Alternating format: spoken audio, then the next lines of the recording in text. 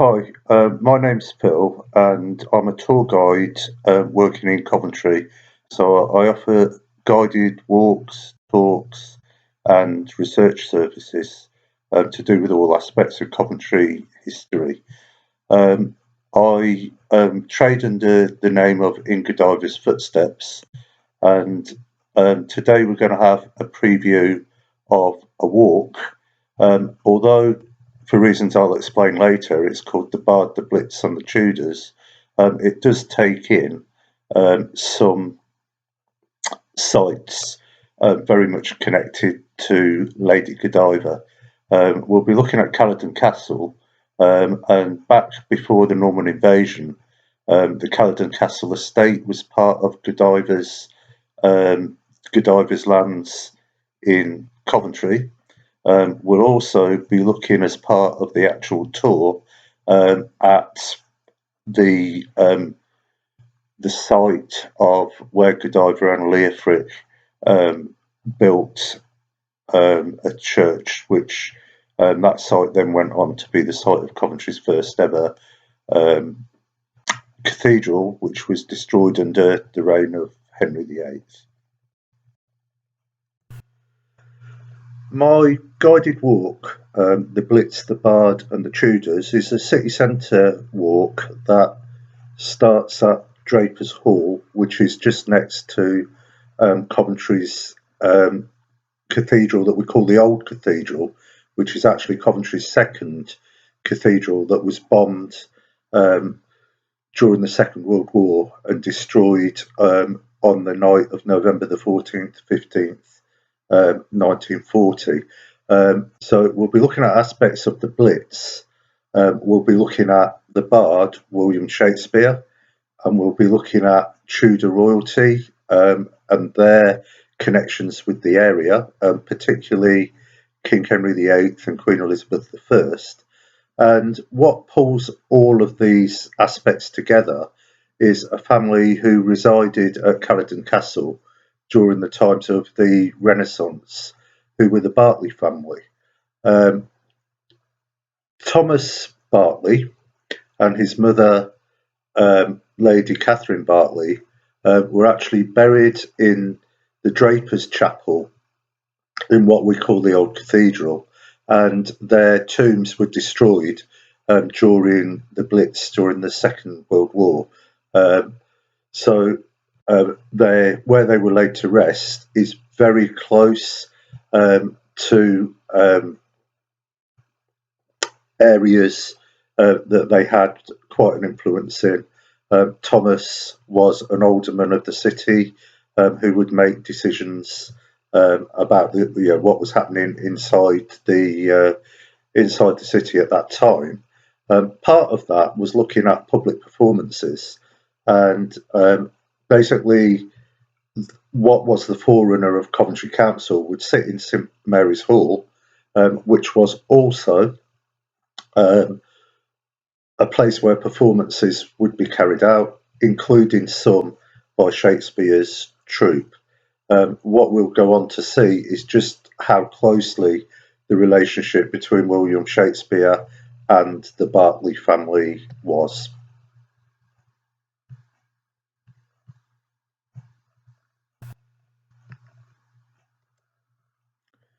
Lord Henry Berkeley was born in 1534 and grew up at Caledon Castle. In 1613 he was the last aristocrat to die there. He was godson to King Henry VIII. Lord Henry Berkeley's wife Catherine was born as Catherine Howard and was related to the executed queen of that name. Her grandfather Thomas Howard was uncle to both executed queens, Anne Boleyn and Catherine Howard. Thomas was indeed a central character to the rise and fall of the Boleyn family. Thomas escaped execution, unlike his son, Henry Howard, Earl of Surrey, who was Lord Catherine Berkeley's father. He was beheaded on the orders of Henry VIII in 1547. Apart from his political tribulations, Henry was a literary man and introduced the sonnet into English literature. His form was later to be referred to as the Shakespearean sonnet. Their son, so Catherine and Henry Berkeley's son, Thomas Berkeley, was born at Caledon during the time of Elizabeth I's famous visit to Robert Dudley, amongst huge celebrations at Kenilworth. On the news of Thomas Berkeley's birth, the Queen gave herself as his godmother. There were also connections between the Dudley and the Berkeley families, and the mere, that being the body of water lake at Caledon, was based upon that at Kenilworth. Queen Elizabeth I was also godmother to Thomas Berkeley's future wife, Elizabeth Carey, daughter of the Lord Chamberlain, George Carey. George Carey was patron to Shakespeare's players, known as the Lord Chamberlain's Men. The Lord Chamberlain's Men had performed at Coventry St Mary's Guildhall, a site of royal banquets, lavish entertainments, and also the seat of local government in Coventry. Thomas Berkeley served on the local council there, basically an alderman in the forerunner of what would become Coventry Council, and he was a representative for the nearby Gosford Street area. He never took up a seat in the National Parliament, as he was outlived by his father, Henry, who served there as a lord. Shakespeare was very familiar with the history of the Berkeley's Coventry family home at Caledon Castle.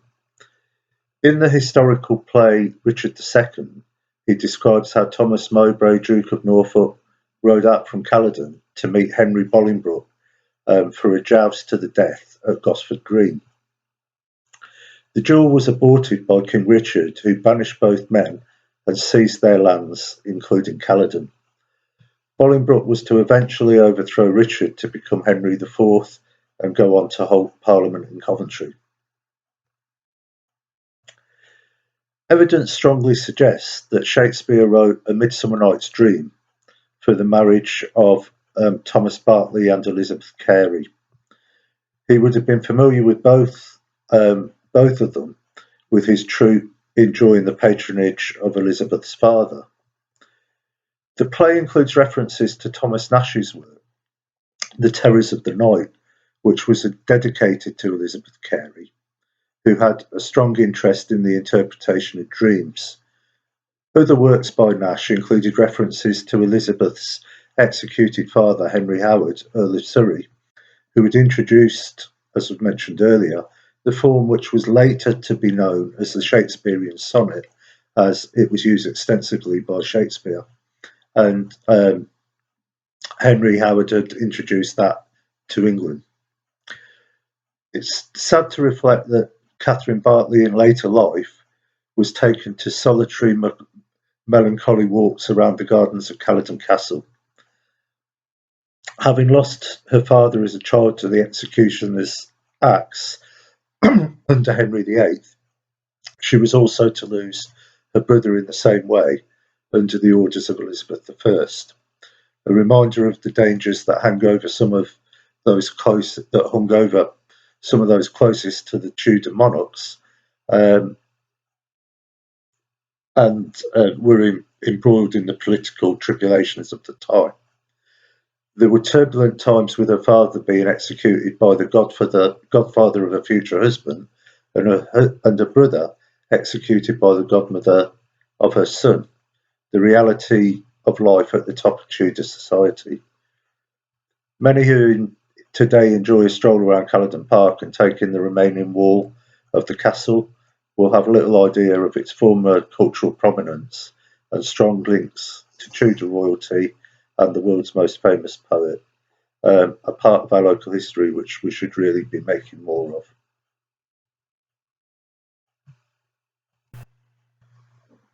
Hopefully you found this little preview informative, and it may have whet your appetite to come along and join my the Blitz and the Tudors guided walk.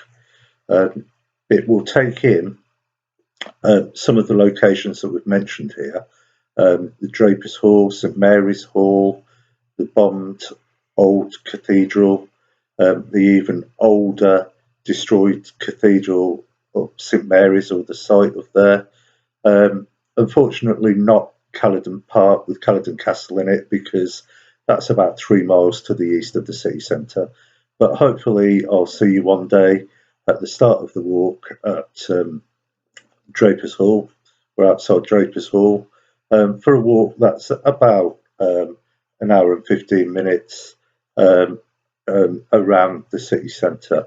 So a flat, gentle walk. If you want to book, go to my website, godiversfootsteps.com, and if you navigate to the walks page on there, you'll then be able to book the walk. Advanced payment and booking is needed, and you can book through the site. Okay, so hopefully we'll see some of you there in the near future.